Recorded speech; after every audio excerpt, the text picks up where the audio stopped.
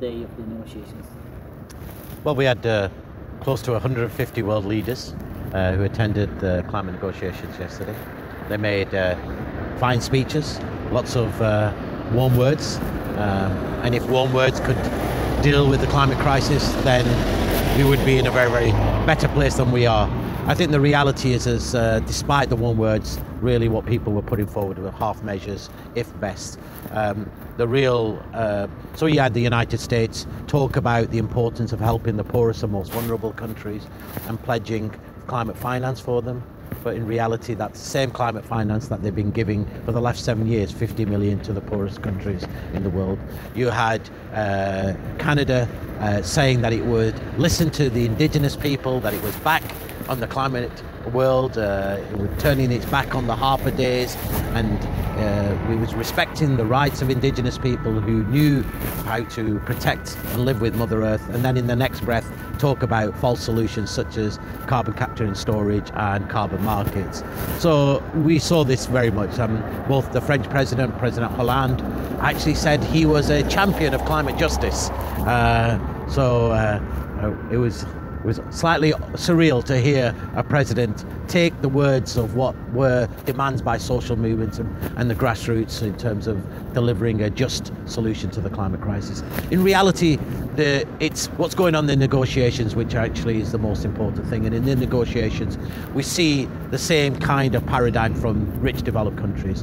What they're interested in is not taking responsibility for the fact that they've created the climate crisis. What they're interested in is making sure that they don't have to carry any of the cost, so the financial cost, that they want to weaken historical responsibility. They want to make sure that finance now doesn't go to developing countries, but only goes to small number of specific developing countries that they have identified, the poorest, the most vulnerable. Although, as India said, the poorest and most vulnerable are not just the small island states. It's our continent, countries such as India, with huge coastline, with hundreds and hundreds of millions of people still below the poverty line.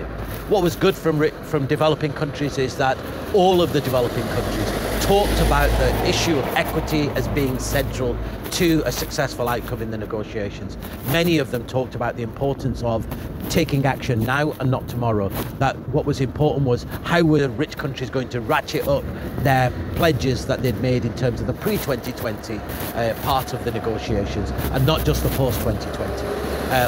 Pretty much every single developing country also outlined the importance of support for developing countries and for the poor, but they also recognise that now, because of the lack of action, we need adaptation, more adaptation support, but also what's called loss and damage, but for most of us we understand as being the climate impacts, the impacts that we're no longer able to deal with, the loss of our homes and livelihoods, the loss of our coastlines, the effect on our food systems, that we actually have to now leave and move.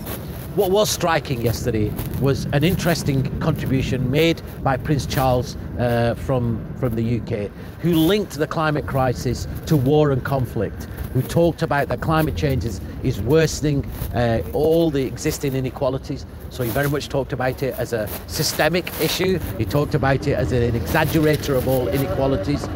And in particular, he made a link to the fact that more environmental refugees have been created around the world than because of conflict and persecution. And so important, I think, what was a very, very important speech, and from a very surprising channel.